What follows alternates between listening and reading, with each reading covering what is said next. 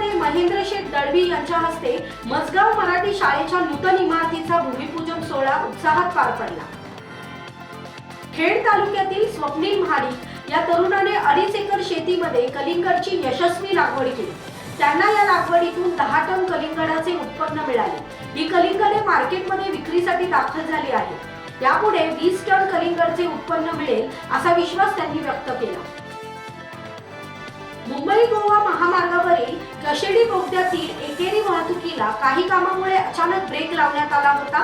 अखेर हे काम पूर्ण झाल्याने गेल्या 4 दिवसांपासून बोगद्यातील बंद झालेली एकेरी वाहतूक पूर्ववत झाली। त्यामुळे शिमगोत्सवासाठी कोकणात येणाऱ्या चाकरमान्यांना दिलासा मिळाला आहे।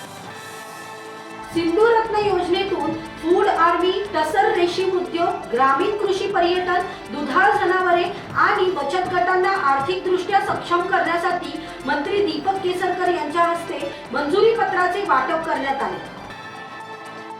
ओल्ड गोवा येथील लिटिल फ्लॉवर्स पूर्व प्राथमिक विद्यालयाच्या विद्यार्थ्यांनी वेर्ना गोवा येथील जीडी गोयंका हेल्थ केअर अकादमीत उपचाराविषयी माहिती घेतली। तज्ञ वैद्यकीय चिकित्सक आणि अधिकाऱ्यांनी तपासणी कशी करतात, उपचार कसे करतात, औषधे कशी दिली जातात, मनुष्य शरीरात काय काय असते याविषयी मुलांना माहिती दिली। दापोलीमध्ये सभा घेऊन उद्धव ठाकरेंवर शिवराळ भाषेत टीका करणाऱ्या रामदास कदम यांना दापोलीमध्ये सभा घेऊन आम्ही जसास तसे उत्तर देऊ असे ठाकरे गटाचे नेते संजय कदम यांनी टाइम्स डिजिटलशी बोलताना सांगितले। शिवसैनिकांना चॅलेंज रामदास कदमांनी केले की मैदानामध्ये सभा झाली, त्या मैदानामध्ये अर्ध्या संख्येने तरी त्या ठिकाणी सभा घेऊन दाखवावी आणि म्हणून सगळे शिवसैनिक घरोघरी फिरत आहेत आणि म्हणून शिवसैनिकांनी ही सभा मनावरती घेतलेली आहे आणि म्हणून सभेकडे अतिशय वेगळ्या पद्धतीने त्या सगळ्या लोकांचं लक्ष लागलेलं आहे आणि म्हणून रामदास कदमाचा हिशेब चुकता करण्यासाठी उद्याच्या सभेला बहुसंख्येने शिवसैनिक मोठ्या संख्येने हजर होणार आहेत। संजय राऊत खरं बोलत असतील तर महाविकास आघाडीचे जागा वाटप ज्या 15 जागांमुळे थांबले आहे त्या 15 जागा येत्या 24 तासात जाहीर कराव्यात असे आव्हान वंचितने दिले आहे। संजय राऊत यांच्या विधानावर प्रतिक्रिया व्यक्त करताना वंचितचे प्रदेश प्रवक्ते सिद्धार्थ मोकळे म्हणाले, संजय राऊत यांचं माध्यमांना दिलेलं स्टेटमेंट बघितलं, त्यात ते म्हणतायत की ते खोटं बोलत नाही।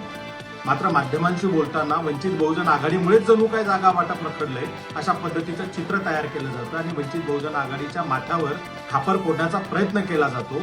हा थांबला पाहिजे। जर तुम्ही सांगताय त्या पद्धतीनं जर तुम्ही खोटं बोलत नाही तर येत्या 24 तासात या 15 जागा डिक्लेअर करा। जर तुम्ही ते 15 जागा ज्या आहेत त्या 24 तासात डिक्लेअर नाही करू शकला तर याचा अर्थ तुम्ही माध्यमांना दिलेली माहिती ही खोटी आणि अर्धवट होती हे सिद्ध होईल। आपण 15 जागांचा वाद मिटवावा ही सुरुवातीपासून वंचित बहुजन आघाडीची भूमिका राहिलेली आहे। त्या बाबतीत आम्ही बोलत आलेलो आहोत। मात्र माध्यमांचा उपयोग करून आम्हालाच बदनाम करण्याचा प्रयत्न केला जातोय, तो थांबवण्यात यावा असं आम्ही या ठिकाणी आवाहन करतो। राहुल गांधींची यात्रा जशी शिवाजी पार्क जवळ येईल तसे काँग्रेस नेते पक्ष सोडतील। काँग्रेस कमजोर झाली आहे, राहुल गांधी हे काँग्रेस डुबाऊ नेते आहेत असा हल्लाबोल भाजपाचे प्रदेशाध्यक्ष चंद्रशेखर बावनकुळे यांनी केला। राहुल गांधींना काँग्रेसचे नेते पक्ष सोडण्याचे गिफ्ट देतील असेही ते उपरोधिकपणे म्हणाले।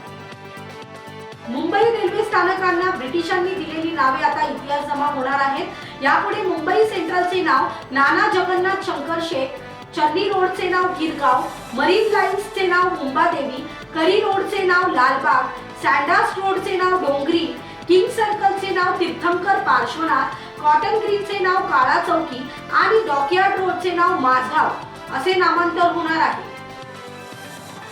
मराठा आरक्षण कायद्याला तातडीने स्थगिती देण्यास उच्च न्यायालयाने नकार दिला। त्याचवेळी स्थगितीच्या प्रश्नावर 10 एप्रिल रोजी सुनावणी करण्याचे निश्चित केले। टाइम्स डिजिटलला लाईक करा, सबस्क्राईब करा, शेअर करा आणि बेल आयकॉन दाबायला विसरू नका। पाहत रहा टाइम्स डिजिटल।